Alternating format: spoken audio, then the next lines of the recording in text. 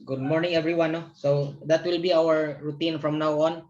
The first thing I do in the morning, or rather in our meeting, is to call the roll, check your attendance, no? And then right after checking the attendance, I will record the meeting so that you will be able, those who are not able to attend, will be able to view the meeting on YouTube. I will post the link no, in our regular class. No? And you can also review our sessions, no?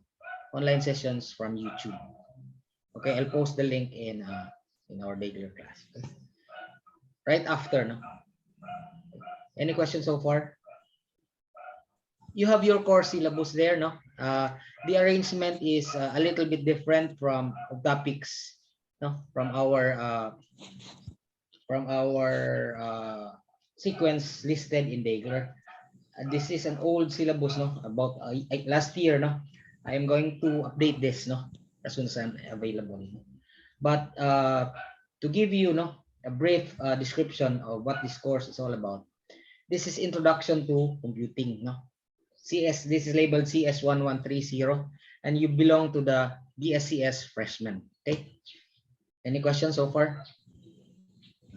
This is an introductory course, no, to all students of the Computer Studies division. This is generic to all, no. Everybody has to pass through this. This is basic, no, to all computer studies students of the CS department, no, of the computers of the Ateneo de Davao University. Okay, so nobody's exempted. You must go through this before you can proceed. I think this is, I believe, no, this is a prerequisite to all of the subjects that you need to take up later.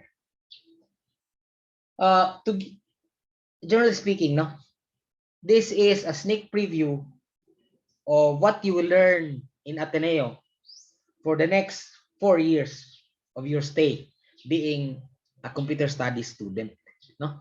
Sneak preview ito. Do you follow? So this is a collection of topics, introductory topics, which you will learn from your other courses later, no? So for example, we will have topics on computer architecture or computer hardware, no? That's basically one of the concentrations in our first, or focus in our first meetings. And then you will have introduction to rather history of computing, no? It's very important. History is very important here because one of the most effective ways, no, to understand the design of any computer, modern computer, is to study how it evolved, no? You follow? So the history of computing is very important, no? Now remember that if you're asked to, describe that the modern structure of a, for example, Core i3 compute CPU, that's very hard to do, right? That's because it's very complicated at its current state. One way to do that is to study its evolution through history, no? So we will understand, we'll have a better understanding of the design of complicated computer systems by studying their evolution, no? Because they started from something simple into something more complex and extensive, no? More useful, more uses, no? Okay, and until the present. Okay, any questions? So history tayo, no? We'll have a lot of history, and then we'll have computer hardware, and then we will have computer software. We will have binary arithmetic, no? The arithmetic used for modern computer systems, no? The basis of computer hardware, computer architecture. We will have programming, no? You all have your introductory programming 1, right? Also concurrently, you have a subject for introduction. No, I think it's a programming language, programming 1. Is that, am I correct? No, please chat me if you don't. Okay, so you all have a, we will also do programming, no, in general here, but we will be doing a little web page development using HTML at the end, and we will be doing a little JavaScript, okay, in which you are going to create your own website, and then you will post it in the web, no? If you haven't tried it, posting it yet to actual, to actual hosts. Okay, we will be doing this now. The grading system has recently been changed, no, since last year, no, for for online classes, no? You will have formative assessments, no? Formative assessments are quizzes and tests online, no?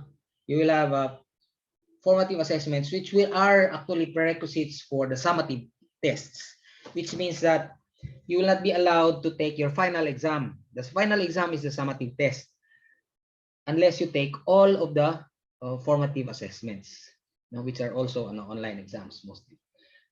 So there will be two main. I will post them in our regular class later. No, I haven't posted it yet. There will be two main bases for your grade. No, you will have 30% for, or not rather 70% for your formative assessments and 30% for your performance assessment. What is a performance assessment? It's a simple, some form of a project or programming assignment. Like if you're asked to write a web page, asked to write a simple JavaScript program, no, these are formative assessments. On the contrary, no, rather performance assessments, no. Formative assessments are those that require you to do online exams, no. So 70-30 tayo, no. 70 from formative assessments, including the summative assessment, and then 30% from performance assessments. Am I clear, everyone? If you come in late, no, you can chat me. And Cartoneros, no? Cartoneros, I'm sorry. So that I can change the status of your attendance, okay? Where's that? Present po, Cartoneros, sir. Yes. Where are you from, Cartoneros? Kent? Tagum po. Tagum po. Okay.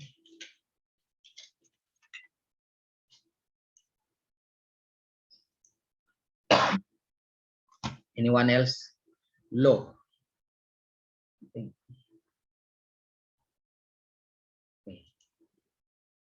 Larabuster? Aala? Pandala? Are you there? Yes, sir. Aala. You're from Tagum, Aala? Yes, po, sir. Ay,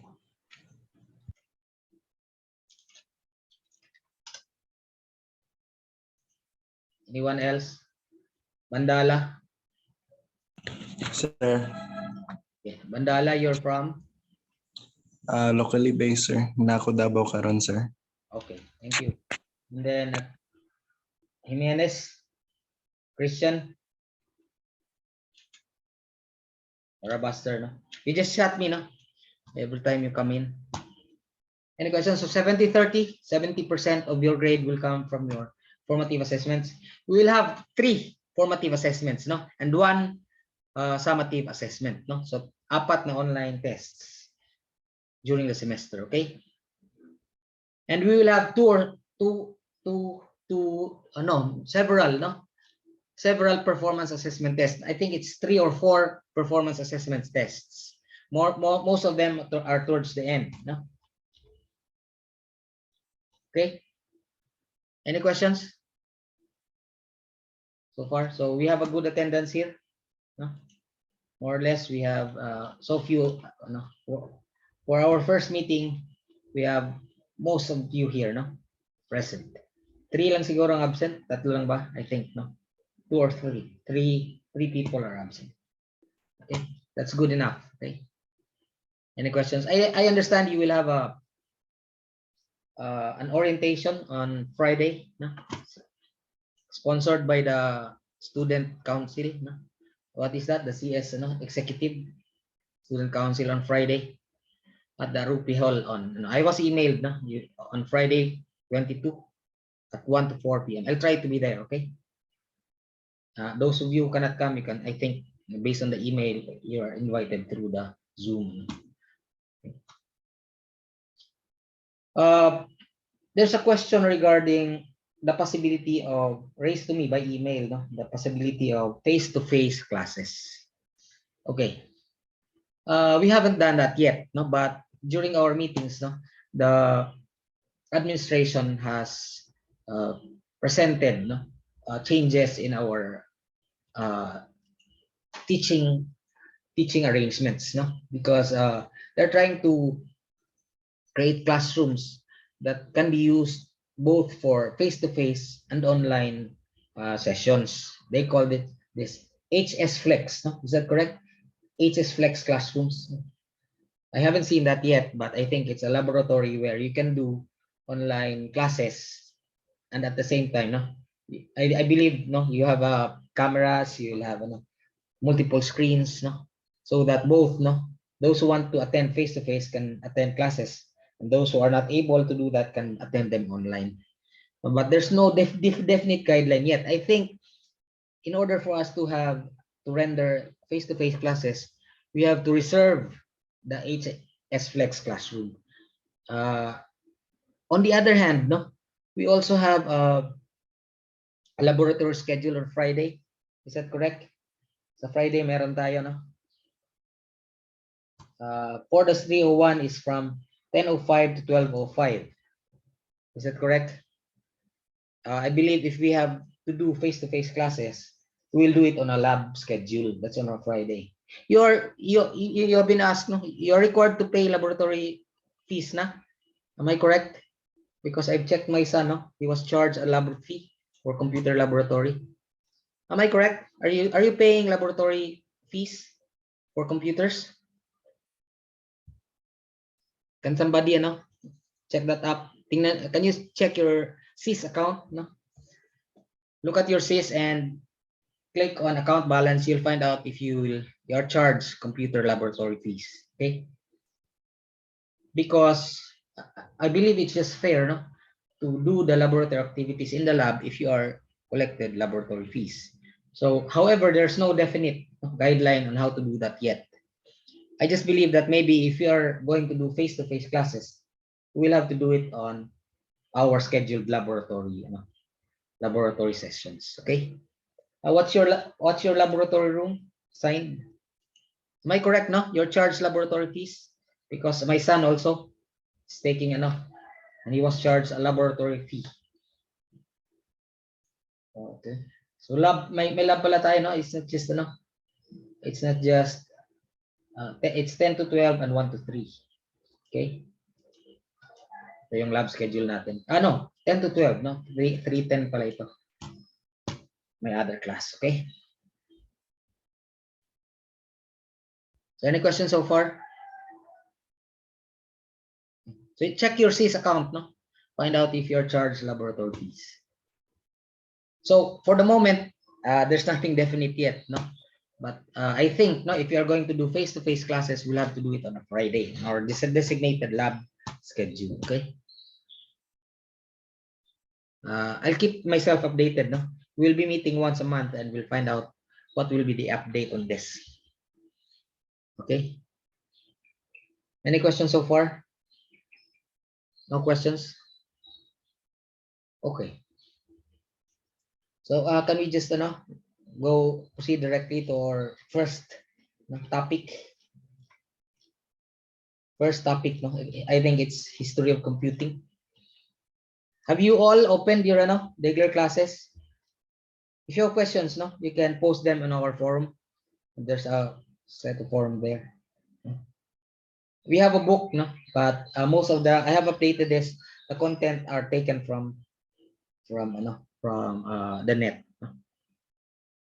So as I have mentioned earlier, one very important way, one effective way to understand any modern design of a complex system is not to study the components of the design itself, but to study its evolution, diba? Its history. Because if you're asked to, for example, describe the modern structure of an automotive engine, no, that's very difficult to do. Automotive engines nowadays are computerized. So how can you define them? It will take you months to understand the whole thing. So one way to understand how a modern system works is to study its evolution, its history, because most things started simple, diba? The vehicle started from a simple concept, from a simple wheel, and then it's augmented with so many functionalities that they work now as they are. Okay, Do you follow? Di ba? I hope you agree, no? One way to understand how a computer system works is to understand how it came to be. Tama ba? How it came to be. Because understanding how it works, its design functionalities is very complex. No? Ang hirap niyan. No? So one way to do it is to study its evolution. Okay? Do you follow? So that's what our main approach is in this course. No? This introduction to computing. When you say computing, it's not just computers, no? But computing in general. Computing is an area in math. No? How do you perform, no? Things, no? Okay, when is the modern period? Di ba meron tayong Stone Age, Bronze Age, the age of the Roman Empire, no?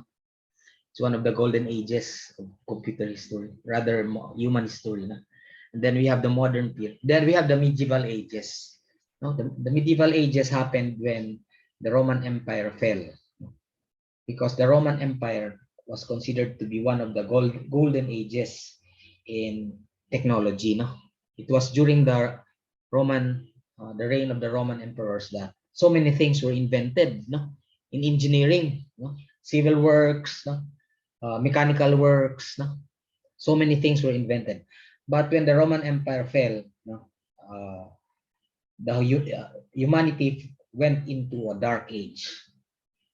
And when you say dark medieval age, no significant thing happened. Okay, walang nangyari, no, in terms of technology. It's because people and countries are fighting each other for dominance. No? It was then that the Philippines was discovered, no? During the Dark Ages.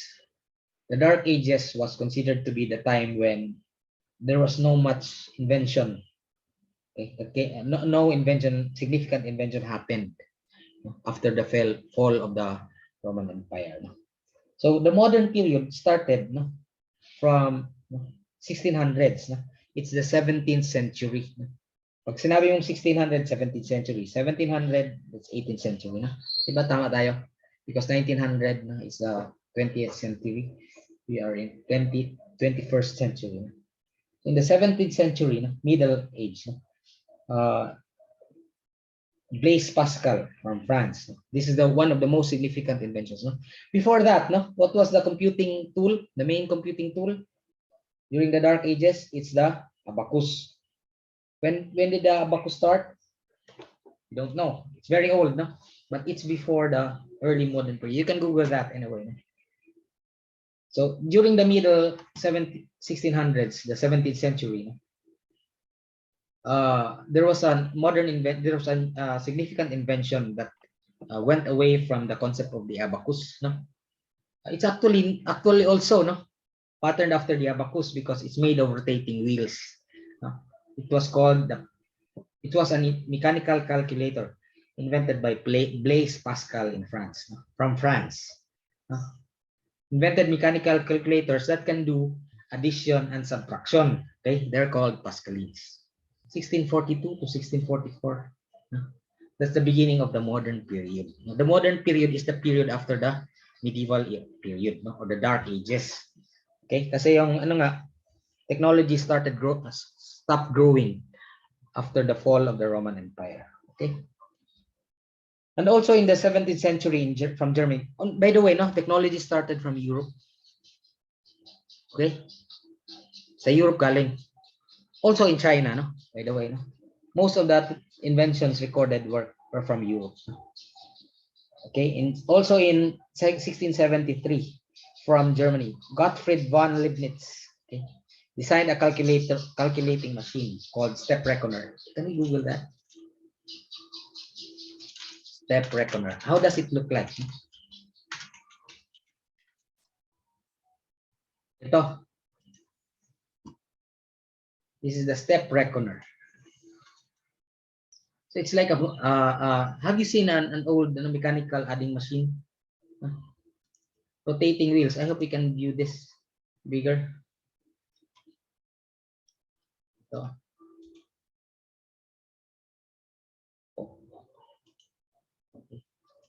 Ito, okay. Do you follow? So there are 10 rotating wheels. It's like if you visit a gasoline station, di ba? Na yung rotating wheels. They rotate from 0 to 9. And then once one whole rotation of the first wheel will take one slight rotation, small rotation on the second wheel. So that this will become first 1 0 magiging 1 1 1 1 2. Okay. So the step reckoner is a calculating machine. It is an expansion of the Pascalines, no? But in addition, it can now perform multiplication. Can it perform division? It does multiplication by repeated addition and shifting. Okay? But it did not specify that it can do division. Mahirap ang division. Do you follow? We can do multiplication by repeated addition. Okay. And a machine can do that. I'm not sure if you can do division by repeated subtraction. There must be some way to do that. Do you follow? Any questions so far? You can, if you don't, you can chat me. No? There, you can post your questions from the chat if you like. So this is the step reckoner. No? It's like meron siyang dalawa. I'm not sure why. This is the rotating wheel. No? You can rotate the values there. This is a clock, and this is the crank. The crank is like the enter key of a keyboard.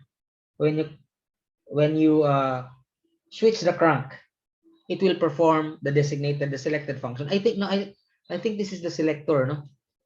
The selector for the, and it's not a clock. No, it looks like a clock, but I think this is a selector for the functionality that you want to do, whether you add, subtract, multiply. They follow, and then you enter the first number, and then maybe click this, and then enter the second number and crank, and you will get the result from here. It's like a mechanical adding machine. Okay, do you follow? So rotating wheels, no? They are like odometers, no? They're like decimal odometers. They are rotating wheels that indicate digital symbols or quantities, no? In decimal quantities. Okay. Any questions so far? Okay, so yun yung step reckoner. Can we look at a Pascaline? Halos pareho lang sila, no? What's the difference between a Pascaline and a step reckoner? A Pascaline can only perform addition and subtraction, okay? Addition and subtraction lang. Okay, this is a Pascaline and this is a step reckoner. A step reckoner can do multiplication, okay? Now, in the 19th century, early 19th century, no? An important, kasi technology is both an invention of mechanical computing or computing, no? How to do things, and recording. Dalawang important, there are two important technologies, no? Computing and recording. Computing means mathematical, no? Computations, and recording means how do you record values, no? Results from computing into physical devices. So in the early 1800s, 19th century, Joseph Marie Jacquard from France invented a recording system called the Jacquard loom.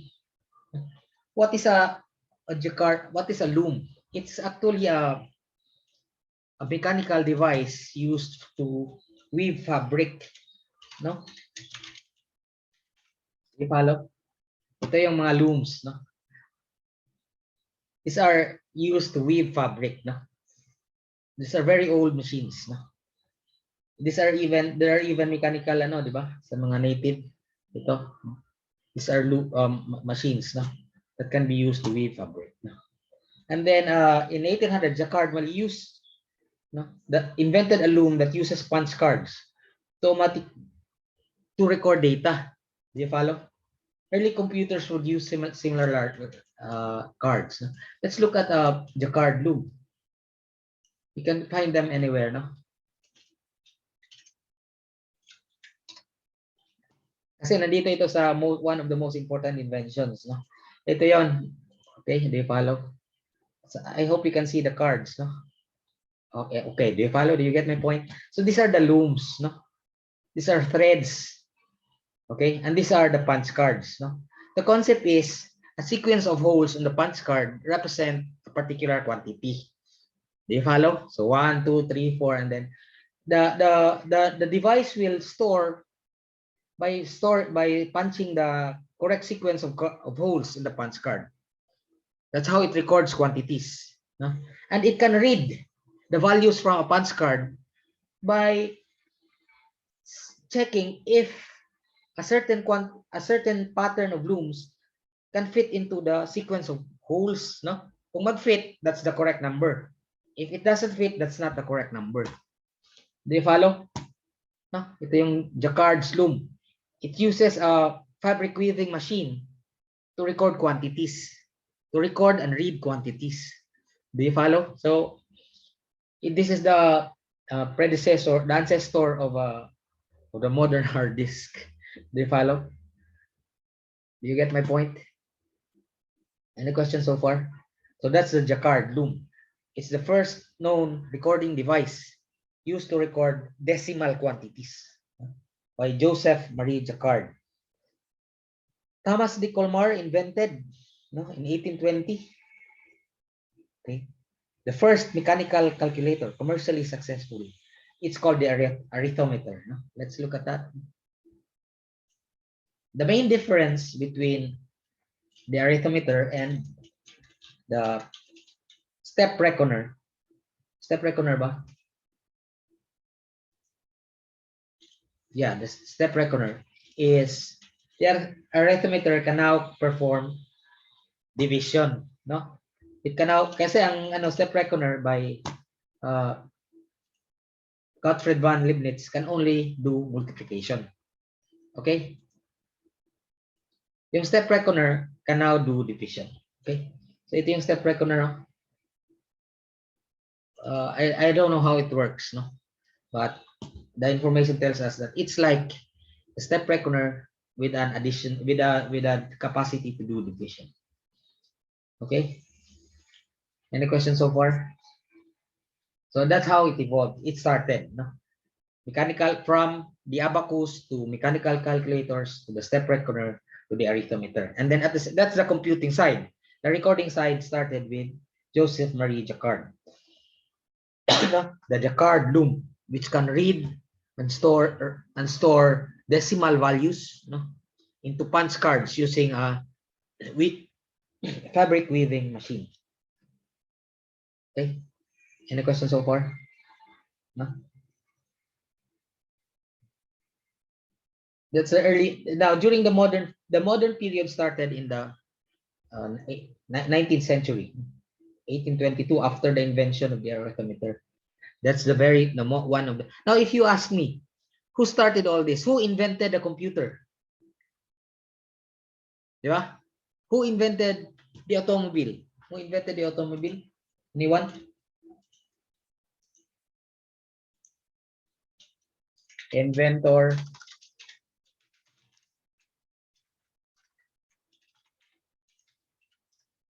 Ford ba?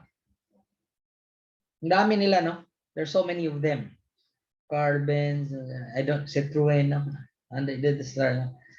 But actually, you cannot accredit the invention of the automobile to one person, because the modern automobile is a contribution of different inventions.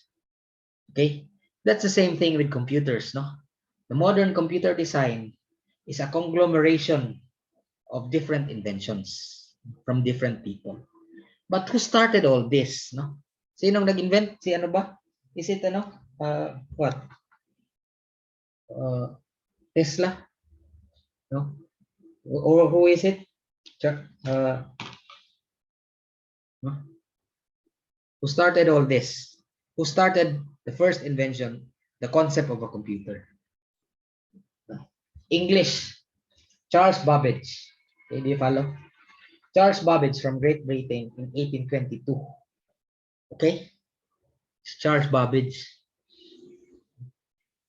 He first invented the differential engine, which was designed to tabulate polynomial functions. No? You have a polynomial function, you enter a value, you get the result. It used the decimal system and was powered by cranking a handle like a step reckoner or a or an arithmeter. Do you follow? Let's look at the difference engine.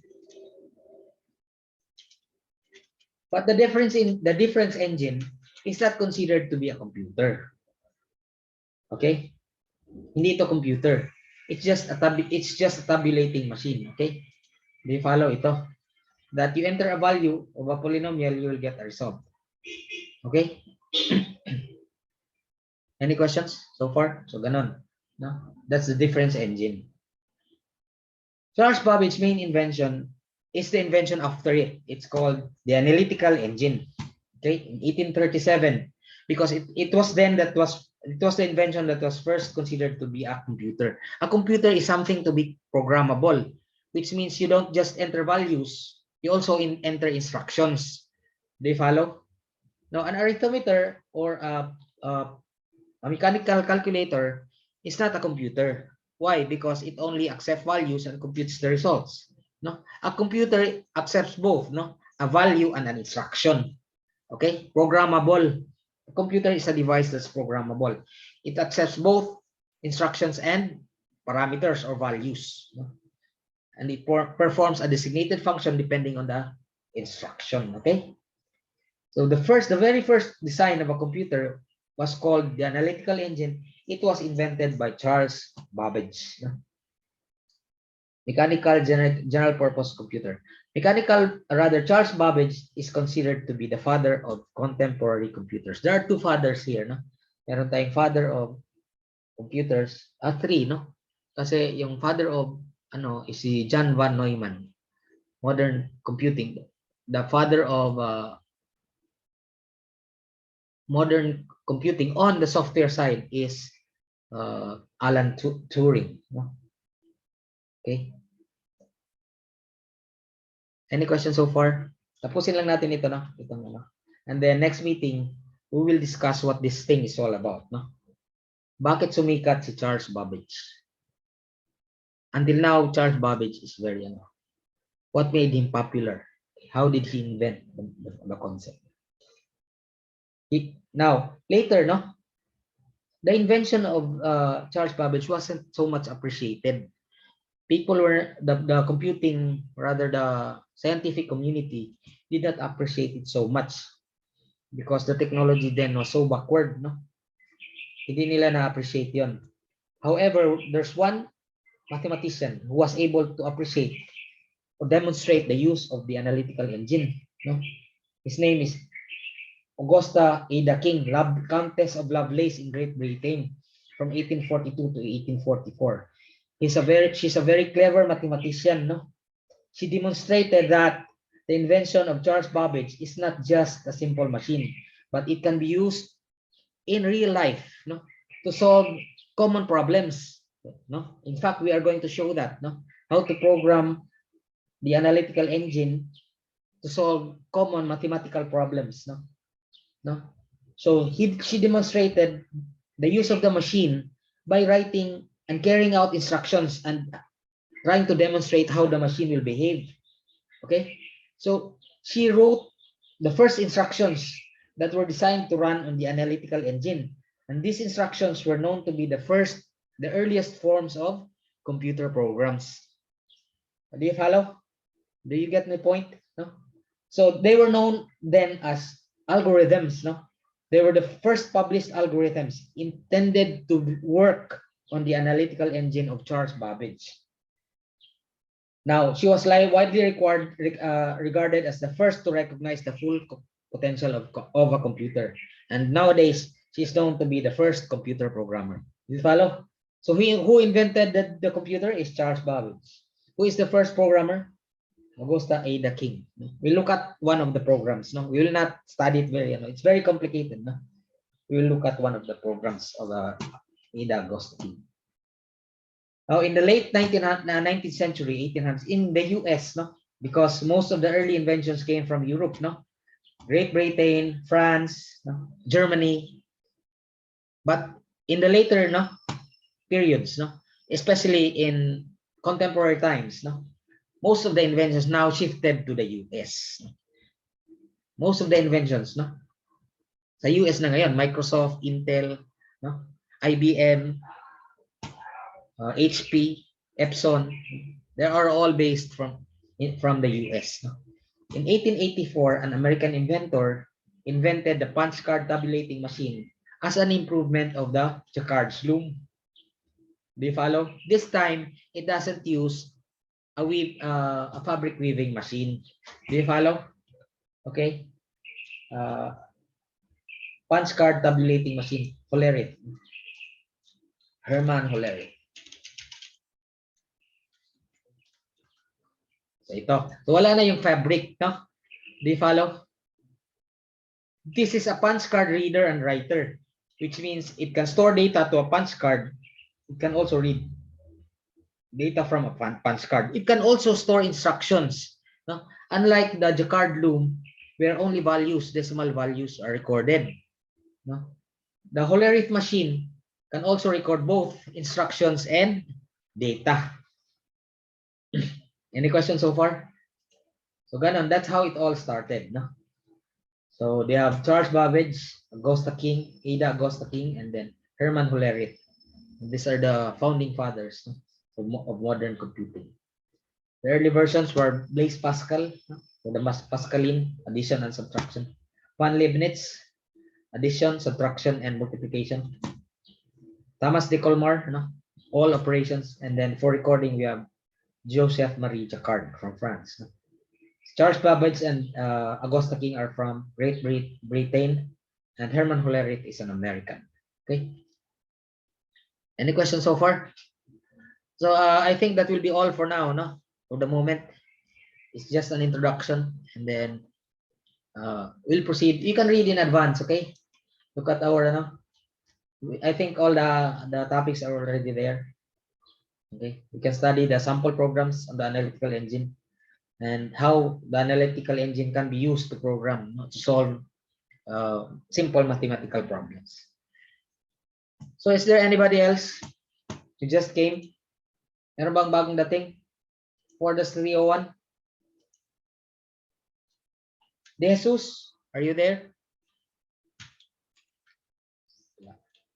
Christian Jimenez. Yes, sir. Yes, sir. Are you there? So where are you from, Christian?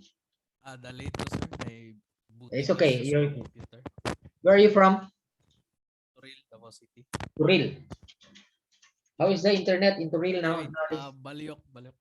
Balyok, okay. Oh, How is the internet there? okay lang, sir. Okay lang. Siguro, no? Within Davao City man, di ba? I've stayed there I used to have a relative there, no? In sa Balyok. My brother used to live there. Ano yan? There's a place, maraming subdivision dyan, di ba? Oh, dagat, sir. Yeah. Maraming subdivision. Lara Buster, Rafael, are you there? Rafael, and then De Jesus, so dalawa na lang, no? I'm not sure if they're here, no? If they have access there, no? Si Lara Buster kasi has just a new email, no? Kahapon lang yung email niya, maybe he didn't receive it yet. No? We're not sure where he is from. So there are 2 students, no, missing.